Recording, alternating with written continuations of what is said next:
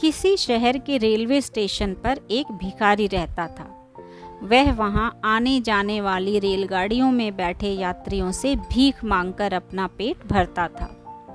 एक दिन जब वह भीख मांग रहा था तो सूट बूट पहने एक लंबा सा व्यक्ति उसे दिखा। उसने सोचा कि यह व्यक्ति बहुत अमीर लगता है, इससे भीख मांगने पर मुझे जरूर अच्छे पैसे मिलेंगे। वह उस लंबे व्यक्ति के पास गया और उससे भीख मांगने लगा। भिखारी को देखकर उस लंबे व्यक्ति ने कहा, तुम हमेशा मांगते ही हो, क्या कभी किसी को कुछ देते भी हो? भिखारी बोला, मैं तो भिखारी हूँ साहब, हमेशा लोगों से मांगता ही हूँ। मेरी इतनी औकात कहाँ कि किसी को कुछ दे सकूँ। तब लंबा व्यक्ति बोला, जब किसी को कुछ दे नहीं सकते तो तुम्हें मांगने का भी कोई हक नहीं है।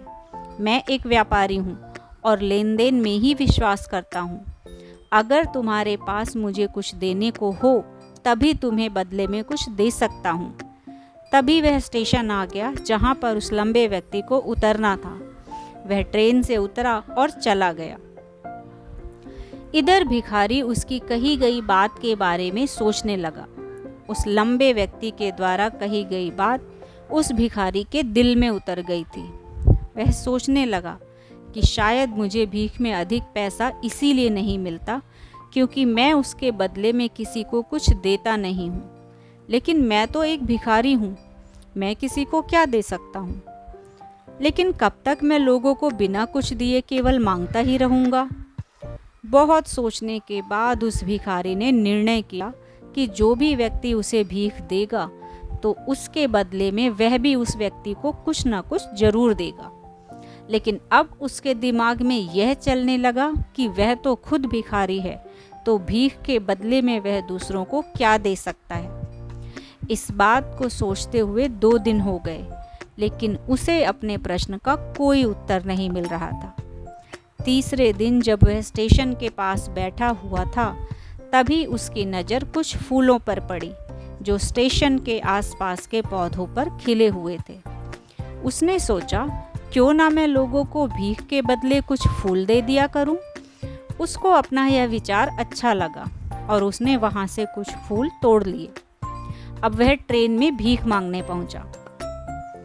अब जब भी कोई उसे भीख देता तो उसके बदले में वह भीख देने वाले को कुछ फूल दे देता। उन फूलों को लोग खुश होकर अपने पास रख लेते थे।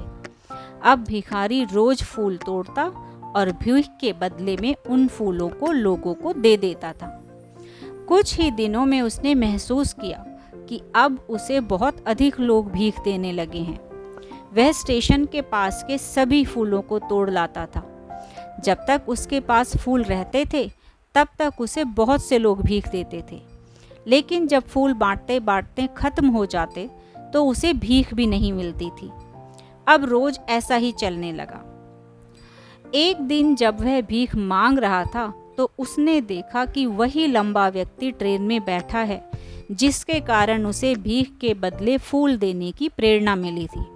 वह तुरंत उस व्यक्ति के पास पहुंच गया और भीख मांगते हुए बोला, आज मेरे पास आपको देने के लिए कुछ फूल हैं, आप मुझे भीख दीजिए तो बदले में मैं आपको कुछ फूल दूंगा। उस लंबे व्यक्ति ने उसे भीख के रूप में कुछ पैसे दे दिए और भिखारी ने उसे कुछ फूल दे दिए। उस लंबे व्यक्ति को यह बात बहुत पसंद आई। वह बोला, वाह क्या बात है, आज तुम भी मेरी तरह एक व्यापारी बन गए हो। इतना कहकर फूल लेकर वह लंबा व्यक्ति अपने स्टेशन पर उतर गया। लेकिन उस लंबे व्यक्ति द्वारा कही गई बात एक बार फिर से उस भिखारी के दिल में उतर गई। वह बार बार उस लंबे व्यक्ति के द्वारा कही गई बात के बारे में सोचने लगा और खुश होने लगा। उसकी आंखें अब खुशी से चमकने लगी थीं। उसे लगने लगा कि अब उसके हाथ सफलता की वह चाबी लग गई है जिसके द्वारा वह अपने जीवन को बदल सकता है। वह तुरंत ट्रेन से नीचे उतरा और उत्साहित होकर बहुत तेज आवाज में ऊपर आसमान की तरफ देखकर बोला, मैं अब भिखारी नहीं हूँ, मैं तो एक व्यापारी बन गया हूँ। मैं भी उस लंबे व्यक्ति जैसा बन सकता हूँ, मैं भी अमीर बन सकता हूँ। लोगों ने उसे देखा तो सोचा कि शायद यह भिखारी पागल हो गया है। अगले दिन से वह भिखारी उस स्टेशन पर फिर कभी नहीं दिखा। 6 महीने बाद इसी स्टेशन पर 2 व्यक्ति सूट बूट पहने हुए यात्रा कर रहे थे। दोनों ने एक दूसरे को देखा तो उनमें से एक ने दूसरे से हाथ मिलाया और कहा, क्या आपने मुझे पहचाना? दूसरा व्यक्ति बोला, नहीं, मेरे हिसाब से हम लोग पहली बार मिल रहे हैं। तब पहला व्यक्ति बोला, नहीं, आप याद कीजिए, हम पहली बार नहीं बल्कि तीसरी बार मिल रहे हैं। दूसरा व्यक्ति बोला, मुझे याद नहीं, हम पहले 2 बार कब मिले थे? अब पहला व्यक्ति मुस्कुराया और बोला, हम पहले भी 2 बार इसी ट्रेन में मिले थे। मैं वही भिखारी हूँ जिसको आपने पहली मुलाकात में बताया कि मुझे जीवन में क्या करना चाहिए, और दूसरी मुलाकात में बताया कि मैं वास्तव में कौन हूँ। दूसरा व्यक्ति मुस्कुराया और अचंभित होते हुए बोला, ओह, याद आया, तुम वही भिखारी हो जिसे मैंने एक बार भीख देने से मना कर दिया था और दूसरी बार मैंने तुमसे कुछ फूल खरीदे थे। लेकिन आज तुम ये सूट बूट में कहाँ जा रहे हो और आजकल क्या कर रहे हो? तब पहला व्यक्ति बोला, हाँ, मैं वही भिखारी हूँ, लेकिन आज मैं फूलों का बहुत बड़ा व्यापारी हूँ और इसी व्यापार के काम से ही दूसरे शहर जा रहा हूँ। कुछ देर रुकने के बाद वह फिर बोला, आपने मुझे पहली मुलाकात में प्रकृति का वह नियम बताया था जिसके अनुसार हमें तभी कुछ मिलता है जब हम कुछ देते हैं। लेन देन का यह नियम वास्तव में काम करता है। मैंने यह बहुत अच्छी तरह महसूस किया है, लेकिन मैं खुद को हमेशा भिखारी ही समझता रहा। इससे ऊपर उठकर मैंने कभी सोचा ही नहीं, और जब आपसे मेरी दूसरी मुलाकात हुई तब आपने मुझे बताया कि मैं एक व्यापारी बन चुका हूँ। तब मैंने समझा था कि लोग मुझे इतनी भीख क्यों दे रहे थे, क्योंकि वो मुझे भीख नहीं दे रहे थे बल्कि उन फूलों का मूल्य चुका रहे थे। सभी लोग मेरे फूल खरीद रहे थे क्योंकि इससे सस्ते फूल उन्हें कहाँ मिलते।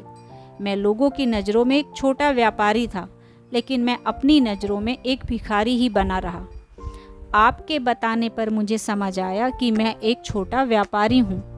मैंने ट्रेन में फूल बांटने से जो पैसे इकट्ठे किए थे उनसे बहुत से फूल खरीदे और फूलों का व्यापारी बन गया। यहाँ के लोगों को फूल बहुत पसंद हैं और उनकी इसी पसंद ने मुझे आज फूलों का एक बहुत बड़ा व्यापारी बना दिया है।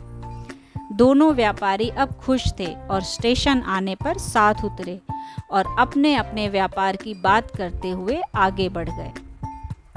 Thanks for listening.